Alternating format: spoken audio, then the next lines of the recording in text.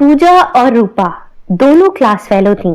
दोनों एक वैन से स्कूल आती जाती थीं, लेकिन एक दिन वैन वाला उन्हें लेने नहीं आया और वो दोनों अकेले ही चल पड़ी। मगर वो रास्ता भूलकर एक जंगल में जा पहुंची। अरे, हम तो रास्ता भटक गए।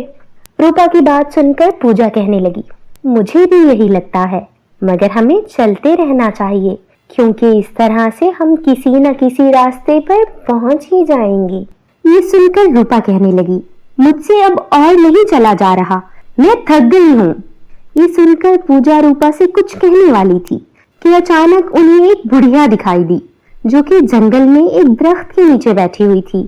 पूजा जल्दी से उस बुढ़िया के पास गई और कहने लगी, हम रास्ता भटक गए हैं, क्या आप हमें सही रास्ता बता सकती हैं? पूजा की बात सुनकर वो बुढ़िया कहने लगी, तुम्हें सही रास्ते पर पहुंचने के लिए हमेशा 3 रास्ते मिलेंगे। अगर तुमने सही रास्ते का इंतखाब किया तो ठीक, वरना तुम कभी घर नहीं पहुंच पाओगी। ये सुनकर पूजा घबरा गई और उसने बुढ़िया से पूछा, आपके ख्याल में मुझे कौन सा रास्ता इख्तियार करना चाहिए? ये सुनकर बुढ़िया कहने लगी, अगर मैं तुम्हारी जगह होती तो हमेशा तीसरा रास्ता चुनती। दूर खड़ी रूपा पूजा और उस बुढ़िया की बातें सुन रही थी। वो पास आई तो पूजा ने उसे बुढ़िया की सारी बातें बता दी, मगर रूपा ने उन पर कोई तवज्जो नहीं दी और आगे बढ़ गई। पूजा भी उसके पीछे पीछे चल पड़ी। अभी वो दोनों कुछ आगे जा रही थीं कि जंगल में अचानक से 3 रास्ते निकल आए। पूजा रूपा से कहने लगी, उस बुढ़िया ने कहा कि हमें तीसरा रास्ता चुनना होगा।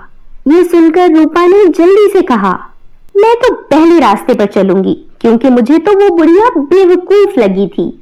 ये कहकर रूपा पहले रास्ते की तरफ चल पड़ी, जबकि पूजा सोच में पड़ गई, क्योंकि वो रूपा को उस जंगल में अकेला नहीं छोड़ना चाहती थी, मगर वो बुढ़िया के बताए हुए तीसरे रास्ते पर भी चलना चाहती थी।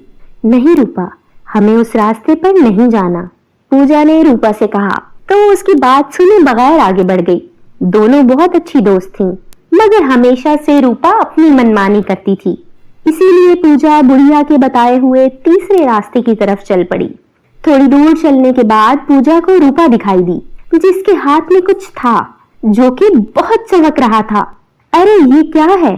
पूजा के पूछने पर रूपा ने उसे बताया, जब मैं पहले रास्ते पर चल रही थी तब मुझे ये चमकदार हीरा मिला, जो कि बहुत बड़ा है। मैंने इसे उठा लिया, क्योंकि मैं इसे घर ले जाऊंगी और बेचकर बहुत अमीर हो जाऊंगी।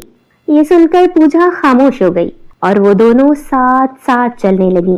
कुछ दूर जाने के बाद फिर से जंगल में 3 रास्ते आ गए।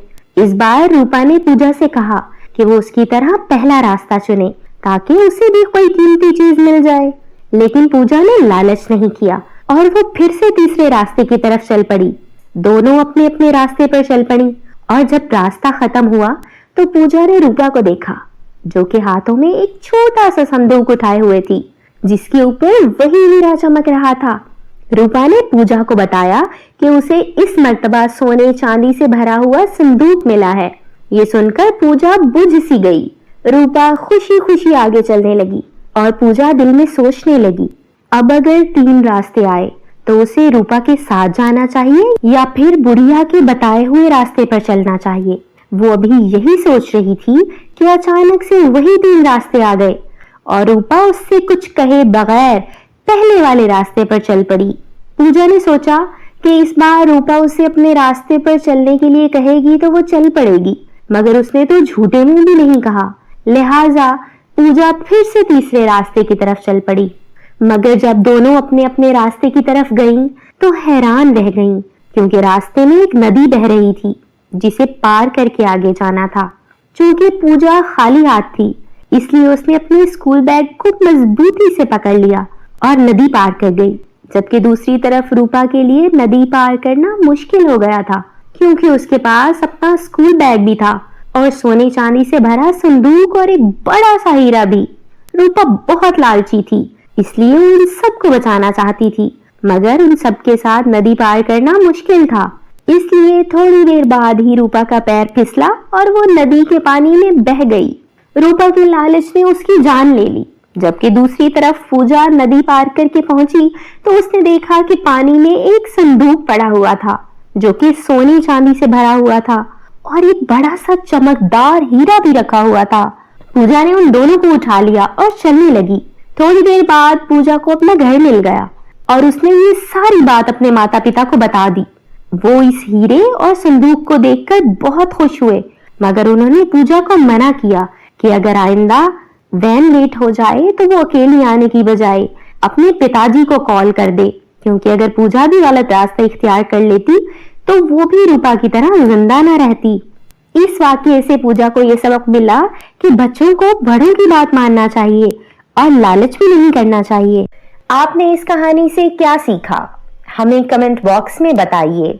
साथ हमारे चैनल को सब्सक्राइब करें और बेल आइकन पर क्लिक करें ताकि आपको हर नई आने वाली वीडियो का नोटिफिकेशन मिल सके।